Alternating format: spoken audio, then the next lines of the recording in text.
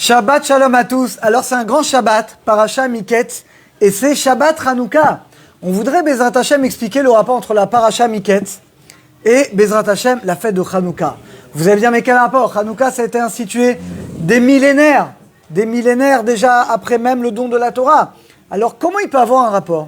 Eh bien les Chachamim vont trouver un rapport. Vous savez, Parasha Miketz, donc après plus de 20 ans, les frères de Yosef viennent en Égypte, et donc ils vont venir, Yosef leur demande de revenir avec Benyamin.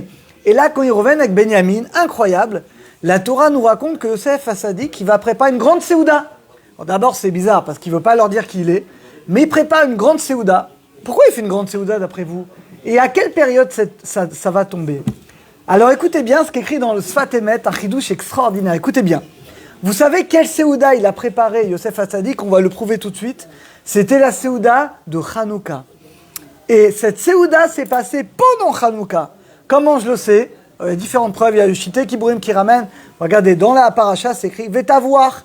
Il a demandé de faire la shrita. Tavar, ve'achen. Il a dit voilà, de faire la shrita devant les frères pour qu'ils mangent. Ve'achen et de préparer. Regardez, c'est les lettres. Tavar, c'est quoi la dernière lettre? Tavar, c'est chet. Ben, vous prenez le chet, le vav, le he, le kaf, le nun, le chet et le ve'achen. Ça fait exactement les lettres Hanouka. Donc c'est en fait un remez, une allusion, pour nous dire que Yosef Hassadik, c'est quoi le sens? Viande avec du vin. Eh bien, le Sfat Emet, la souda de Hanouka.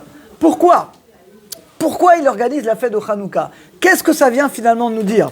Et pourquoi finalement, quel est le sort de cette tunique? C'est quoi cette tunique que Yaakov Avinu, il a fait pour Yosef? Et la Gemara dit qu'à cause de ça, à cause de 2 pièces, parce que combien ça coûtait de fabriquer cette tunique? 2 pièces. À cause de ces 2 slaïms, ces 2 pièces, eh bien finalement on est exilé et on a commencé l'exil en Égypte. Eh bien là également nous dit le Khatam Sofer, un chidouche incroyable. Qu'est-ce que représente cette tunique et qu'est-ce que représentent ces 2 pièces? Pourquoi ça coûtait 2 pièces la fabrication de cette tunique? Eh bien en réalité, Yosef Hatzadik, comme dit Rashi, vous savez qu'il était plus chacham, plus intelligent, parce qu'il était Bar Hakim, le fils de sa vieillesse, et le Targum Kelos, il dit que c'était un enfant qui était intelligent. C'est pour ça que Yaakov, il aimait tellement. En réalité, toutes les tribus ont reçu la Torah Beruach HaKodesh. Et ils réalisaient la Torah avant même qu'elle soit donnée. Et donc les tribus, eux-mêmes, tout seuls, ils ont atteint les 613 mitzvot. Mais pas plus que ça. Yosef Hassadik, lui, il a reçu par lui-même, il a compris 2 choses de plus que les frères n'ont pas reçues. C'est quoi ces 2 choses? Hanouka et Purim. 2 mitzvot des Rabbanan. C'est quoi ces 2 pièces? Le prix de cette tunique? Eh bien, c'est le 2 mitzvot de Rabbanan que Yosef, il a compris par sa grandeur, qui correspondent à la Torah orale. Parce que, effectivement, Hanouka et Purim, vous savez que c'est pas écrit dans la Torah, c'est institué par les Chachamim, par les sages, bien après le matin Torah. Donc, Hanouka et Purim représentent la Torah orale. Eh bien, les frères étaient des grands tzadikim, mais eux, ils ont atteint le maximum de leurs possibilités, Torah écrite. Les 613 mitzvot. Yosef était encore plus grand. Yosef, pourquoi il lui a fait la tunique des 2 pièces? Parce que lui, il avait atteint 2 choses de plus que les frères, il n'était pas capable d'atteindre. C'était quoi ces 2 mitzvot supplémentaires? Eh bien, ces 2 mitzvot des Rabbanan, Hanouka et Purim, qui représentent la Torah orale. Vous savez que dans toutes les fêtes, la seule prière où on dit Bazé Ma'anazé, c'est quoi? Hanouka, dans Alanissim, Bazé Ma'anazé aujourd'hui, et également Purim. Pourquoi il n'y a que ces 2 fêtes? Pessah on ne dit pas, Sukkot on ne dit pas, Rosh Hashanah on ne dit pas. Pourquoi que Hanouka et Purim? Eh bien Hanouka et Purim, vous savez pourquoi? Quelque part c'est plus grand. Vous allez me dire mais non, Pessah c'est plus grand, Pessah c'est des miracles complètement dévoilés. Mais qu'est-ce qui est plus grand les amis? Un miracle quand il est complètement dévoilé ou un miracle qui est caché dans la nature?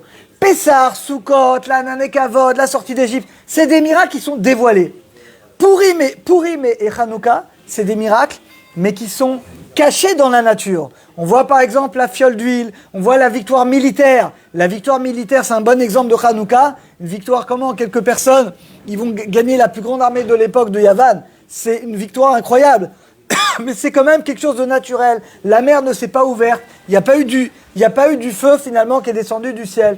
Donc la victoire de Hanouka, c'est finalement une victoire naturelle. C'est un miracle qui est caché dans la nature. Et en réalité, toute la grandeur de Hanouka et de Purim, c'est de voir le miracle qui est caché à l'intérieur de la nature. Maintenant, le Ramban Nachmanide, il dit dans la Parasha Bo, pourquoi Hachem il fait des miracles? Est-ce que vous savez pourquoi Hachem fait des miracles dévoilés? Vous savez pourquoi? Il dit le Ramban, Le but, c'est que le juif y comprenne que tout ce qui lui arrive dans la vie, tout est miracle. Aussi bien les miracles dévoilés, ça tout le monde le voit, comme la sortie d'Égypte, que les miracles cachés. Mais le miracle caché, en réalité, c'est encore plus grand, parce que le miracle caché, c'est ce qui nous arrive tous les jours. Donc en réalité, qu'est-ce qu'il a voulu leur dire Yosef Hatzadik? Yosef Hatzadik, il organise la Séouda de Hanouka avec ses frères. Qu'est-ce qu'il veut leur dire? Il veut leur dire, mais vous croyez que le miracle, c'est que des choses qui sont dévoilées. Eh bien moi, je vais vous montrer que tout ce qui arrive, ce sont des miracles cachés. Et c'est ce qu'il va leur dire. Et même le fait que vous m'avez vendu, et même le fait que, regardez, vous m'avez vendu en Égypte pour que je sois esclave, et finalement, qu'est-ce qui sort de là? Le plus grand des miracles cachés. Yosef va devenir le vice-roi d'Égypte, et c'est lui qui va sauver les tribus et son père de la famine. Et c'est lui qui va démarrer la galoute, mais d'une bonne manière grâce à Yosef Hatzadik. Donc en réalité, c'est quoi le message de cette Séouda de Hanouka, où ils vont manger de la viande? Et comme dit le Sfat Emet, Tavour, Tavar, Ve'achen, c'est les mêmes lettres que Hanouka. Il y a Hanouka, il y a les de Hanouka dedans. Pour nous dire, voilà, Yosef Hatzadik, il a voulu leur montrer. Sachez, mes chers frères, que vous croyez que les miracles, c'est que quelque chose de dévoilé. Eh bien non.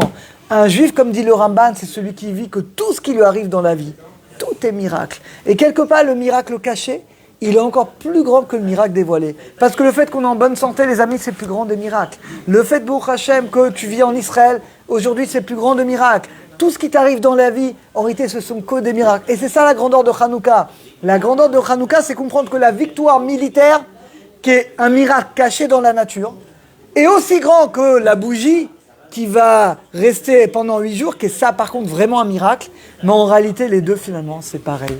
C'est ça le miracle de Hanouka. Et c'est pour ça que Yosef, il a voulu faire la Souda de Hanouka avec ses frères. Alors qu'on ait le mérite, comme Yosef Hatzadik, de comprendre que tout ce qui nous arrive dans la vie, eh bien, il n'y a pas de nature, ce ne sont que des miracles. Et qu'on arrive comme ça au plus haut niveau d'Emouna, de comprendre et de vivre que tout ce qui nous arrive, ça vient d'Hachem. Et de le remercier par tout ce qu'on a. Shabbat Shalom et Chag Sameach à tous.